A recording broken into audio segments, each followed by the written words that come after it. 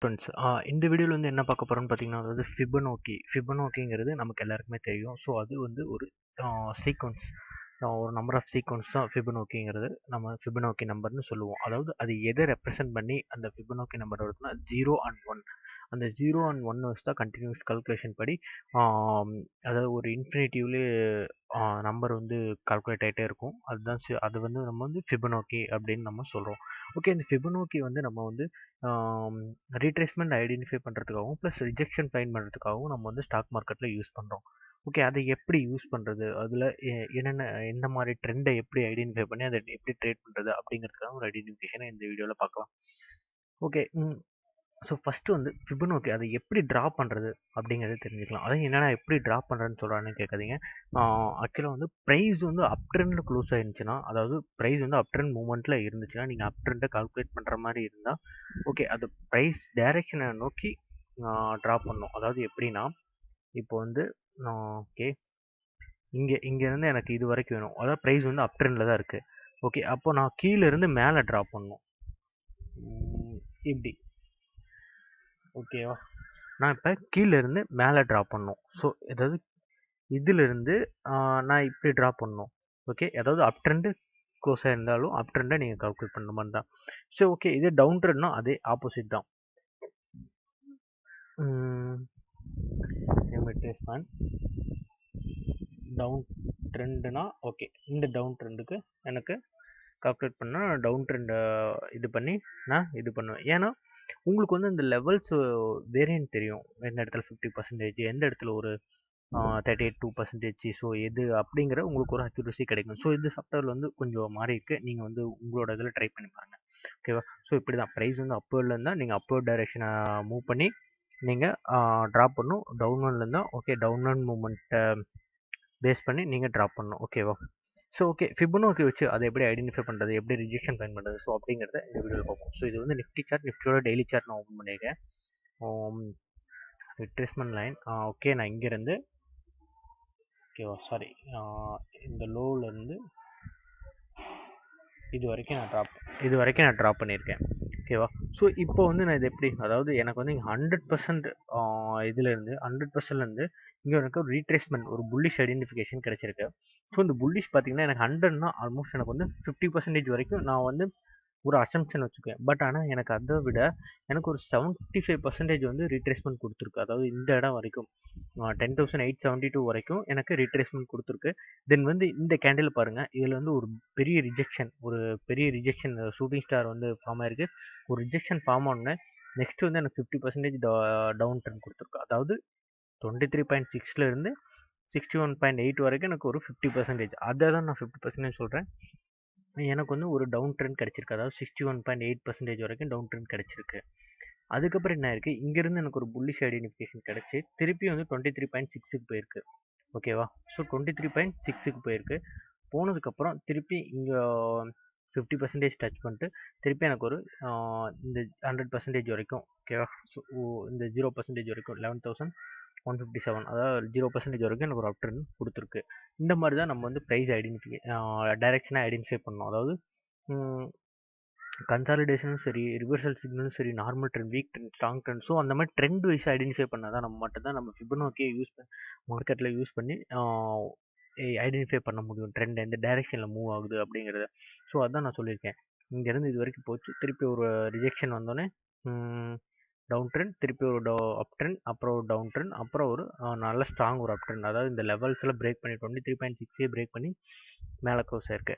So okay, இந்த Fibonacci so levels base பண்ணி, அதாவது ட்ரெண்டு வந்து எந்த டைரெக்ஷனில் போகுது அப்படிங்கிறத பேஸ் பண்ணி தான் நம்ம ஃபிபனோக்கி வச்சு ட்ரேட் பண்ண முடியும், ப்ளஸ் ஐடென்டிஃபை பண்ண முடியும் ட்ரெண்டு. ஓகே, ஸோ இப்போ எந்தெந்த மாதிரியான ட்ரெண்டு எந்தெந்த மாதிரியான மூமெண்ட்டை கொடுக்கும் அப்படிங்கிறத பற்றியும் நம்ம இதில் பார்ப்போம். ஓகேவா, ஸோ இதில் வந்து பார்த்திங்கன்னா ஸோ நான் ஜஸ்ட் பார்த்துக்கோங்க. நீங்கள் வந்து ட்ரேட் பண்ணுறதுக்கு முன்னாடி ஸ்டாக் அனலைஸ் பண்ணணும். ஓகேவா, ஸோ அதை அனலைஸ் பண்ணுறப்ப தான் தெரியும் ட்ரெண்ட் எந்த டைரெக்ஷனில் இருக்குது. நெக்ஸ்ட் டே ஓப்பன் ஆனாலும் உங்களுக்கு ஒரு ஐடென்டிஃபிகேஷன் கிடைச்சாலும் நீங்கள் எப்படி ட்ரேட் பண்ணுறது அப்படிங்கிறது தான். ஓகேவா, ஸோ ஃபஸ்ட்டு வந்து ஒரு ட்ரெண்ட் வந்து இங்கேருந்து நல்ல ஸ்ட்ராங் அப் ட்ரெண்ட் போயிருக்கு. அப் ட்ரெண்ட் போனோடனே 0.0% லெவலில் தொட்டுருச்சு. அதாவது அப் ட்ரெண்டில் 0 லெவல் தொட்டுருச்சு. தொட்டு திருப்பி டவுன் ட்ரெண்ட் வருது. அதாவது ஒரு ஸ்ட்ராங் ட்ரெண்டாக இருந்தால், அதாவது அதோட ட்ரெண்டு வந்து ஸ்ட்ராங்காக வந்து அப் சைடில் இருந்தால் அது வந்து என்ன தெரியுமா, ஒரு சின்ன கன்சாலிடேஷன் கொடுத்துட்டு, ஒரு சின்ன கன்சாலிடேஷன்னா ஒரு டவுன் ட்ரெண்ட் கொடுத்துட்டு திருப்பி அப்பேர்டு போகும். அதை வந்து நீங்கள் தான் ஐடென்டிஃபை பண்ணணும். ட்ரெண்ட் வந்து ஸ்ட்ராங் ட்ரெண்டா நார்மல் ட்ரெண்டா அப்படிங்கிறது. ஓகேவா? ஸோ அது வந்து டெய்லி சார்ட் பேஸ் பண்ணி கூட நீங்கள் அனலைஸ் பண்ணிக்கலாம். இப்போ வந்து இந்த இடத்துல 38.2% டச் பண்ணிட்டு திருப்பி ஒரு புல்லிஷில் போகும். அதே ட்ரெண்ட் வந்து நார்மல் ட்ரெண்டாக இருந்தால் உங்களுக்கு வந்து ஒரு 50% ரீட்ரேஸ்மெண்ட் கிடைக்கும். இப்போ 0 வந்து தட் ஆயிடுச்சுன்னா திருப்பி வந்து ஒரு 50% தொட்டுட்டு திருப்பி வந்து உங்களுக்கு ஒரு அப் ட்ரெண்ட் போகும். அதான் அந்த அப் ட்ரெண்ட் வந்து எது வரைக்கும் போகும்னுலாம் சொல்ல முடியாது. ஓகேவா? அது வந்து நீங்கள் ப்ரைஸ் டைரக்ஷனை பொறுத்து நம்ம கால்குலேட் பண்ணிக்கலாம்.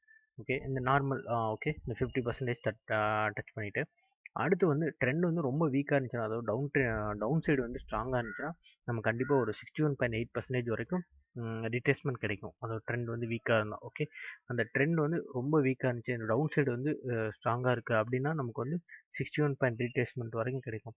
அதே ரிவர்சல் ட்ரெண்ட்னா, அதாவது ட்ரெண்ட் ஸ்ட்ராங் அப்போர்டில் போயிட்டு ஒரு ரிவர்சல் சிக்னல், அதாவது இந்த ஷூட்டிங் ஸ்டார் அந்த மாதிரி வரும் ஒரு கேனஸ்டிக் பேட்டர்னில் ஃபார்மேஷன் இருந்துச்சுன்னா ட்ரெண்டுக்கு வந்து ஒரு ரிவர்சல் சிக்னல் கிடைச்சுன்னா கம்ப்ளீட் 100% வரைக்கும் நமக்கு வந்து